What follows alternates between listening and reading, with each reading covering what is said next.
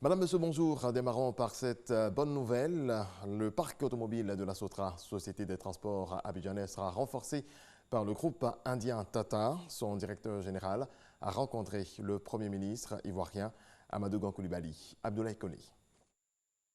2 ans après avoir permis l'acquisition de 500 nouveaux bus pour enrichir le parc automobile de la Sotra, le groupe Tata International entend davantage s'impliquer dans le renouvellement du parc automobile abidjanais. C'est la 3e visite, juste pour renouveler nos coopérations avec la compagnie Sotra et avec le gouvernement du Côte d'Ivoire. Voir comment on peut continuer notre coopération et voir comment agrandir notre coopération avec le pays. Pour préserver le capital savoir de la Sotra, afin d'assurer la pérennité de ses performances, le gouvernement ivoirien mise de plus en plus sur le transfert de compétences. Tata a installé une équipe ici depuis 2 ans, qui a formé, qui travaille donc avec la Sotra, qui a renforcé les capacités donc, du personnel technique de la Sotra pour la maintenance donc, des autobus.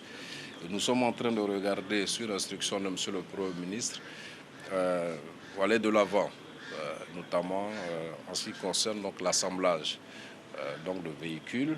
Ce sont les instructions qui nous ont été données. Donc cet après-midi, nous allons avoir des séances de travail sur l'assemblage, le montage de véhicules. Et très rapidement, dans quelques années, à aller vers une industrialisation totale, donc la production d'automobiles avec Tata, ici en Côte d'Ivoire. Tata International a commencé ses activités en Côte d'Ivoire en avril 2012. Aujourd'hui, le groupe est impliqué dans la distribution et la vente au détail de véhicules utilitaires. Parlons à présent de la foire de la CEDEAO qui a débuté hier avec une vingtaine de pays de la sous-région et du monde représentés. La foire de la CEDEAO, c'est une plateforme d'échanges commerciaux. Regardez.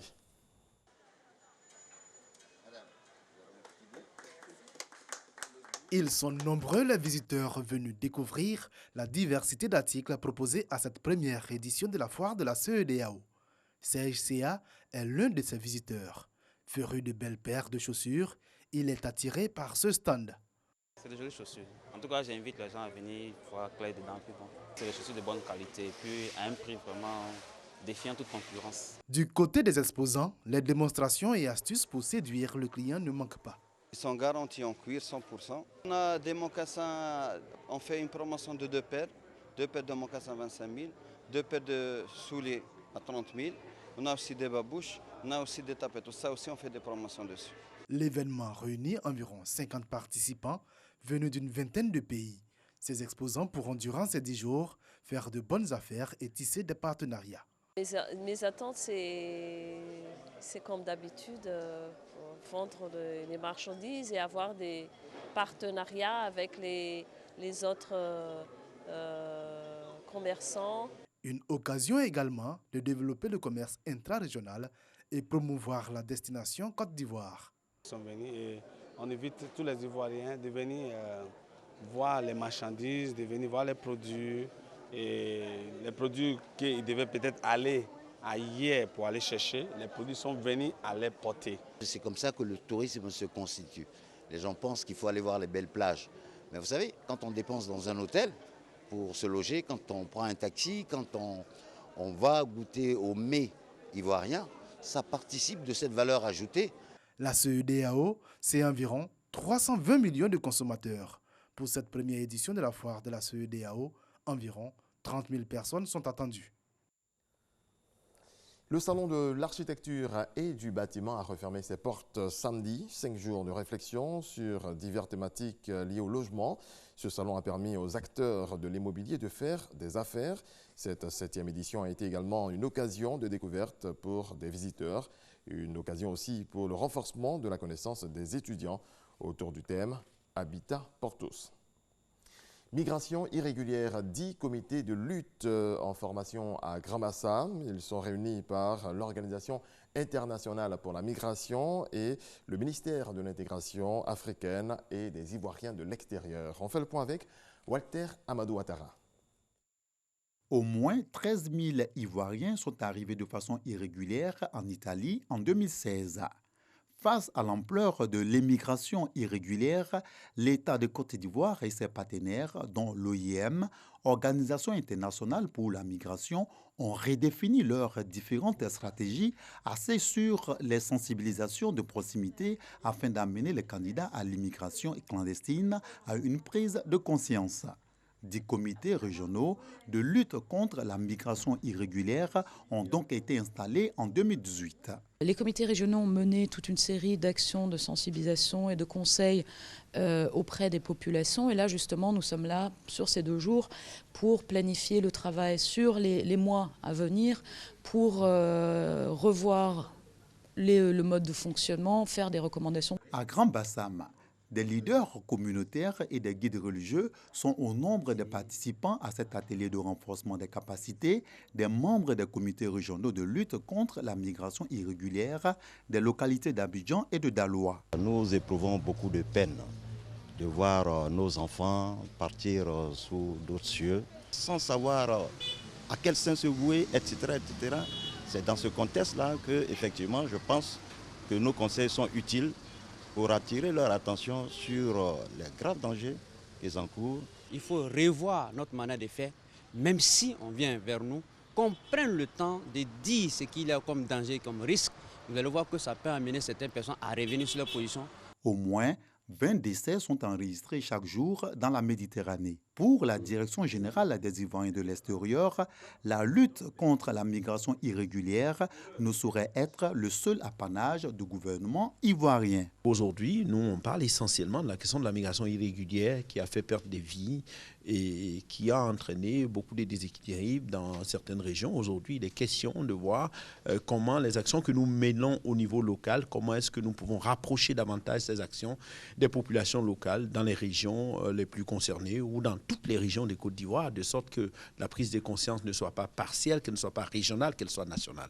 Au thème de cette rencontre, les participants seront davantage outillés pour une sensibilisation et une promotion des alternatives légales et locales afin de lutter efficacement contre la migration irrégulière. Les commandos parachutistes ont fait montre de leur savoir. L'ancien camp militaire d'Akwedo, c'était lors de la célébration de l'archange Saint-Michel, qu'ils considèrent comme leur patron.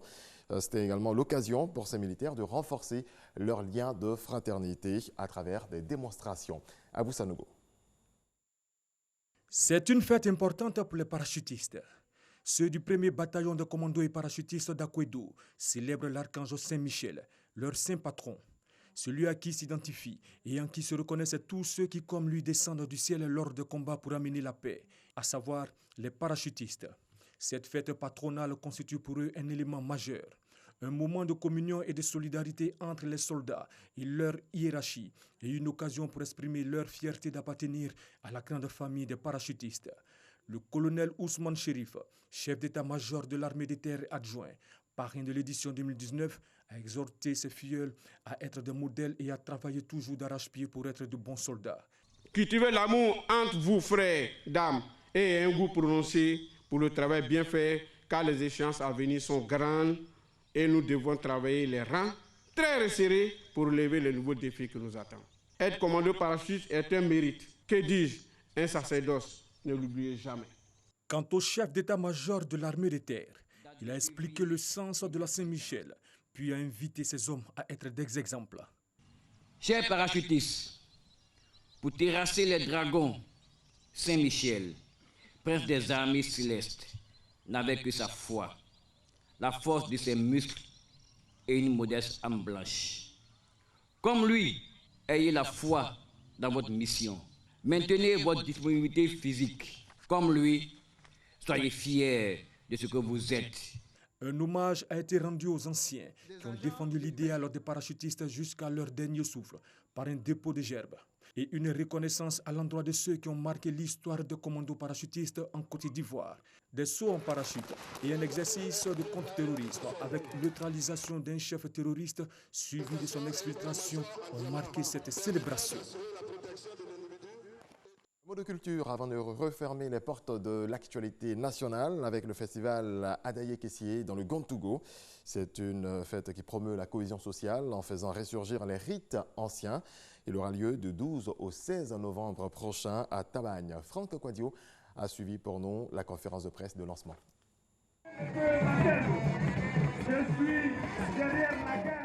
Le pouvoir centralisé par le roi est démembré à travers les 5 provinces dont le Pinango, la porte d'entrée du royaume, chargée d'en assurer la défense.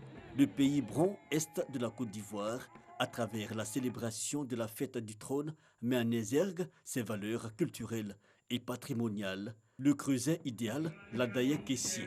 La 4e édition s'annonce à Tabagne comme d'habitude et sera cette fois centrée sur la présentation du royaume bron. Le bron du Gaman de Côte d'Ivoire constitue un démembrement de l'ensemble du grand royaume bron à cheval sur le Ghana et la Côte d'Ivoire. Les brons, vers le XVIIe siècle à Bondoukou, ont été accueillis par un peuple qu'on appelle les Nafana, sous le règne de Nana Tandate Ier. Les brons créent le royaume bron avec les communautés qu'ils ont trouvées sur place. Mais l'Adaye Kessié, c'est tout un programme touristique, mais aussi à fort élan de cohésion sociale, avec la participation attendue des voisins du Ghana. Nous avons déjà commencé cette année la coopération entre les brons de Côte d'Ivoire et le Ghana. Innovation cette année, la valorisation des forêts classées à travers des plantings d'arbres tout autour, des défilés carnavalesques de tous les peuples du Gontougo et la traditionnelle parade des chefs. L'Adaye Kessié 2019 aura lieu du 12 au 16 novembre prochain à Tabagne. Sur le continent Mali, un dialogue national qui se veut inclusif se prépare. La phase décentralisée de cet exercice a commencé ce lundi dans les communes, mais des partis politiques, dont le parti principal de l'opposition, refusent de participer aux travaux, estimant que ce débat n'est pas inclusif. Merci à toutes et à tous de votre attention. C'est la fin de ce rendez-vous de l'actualité. Je vous retrouve demain à la même heure.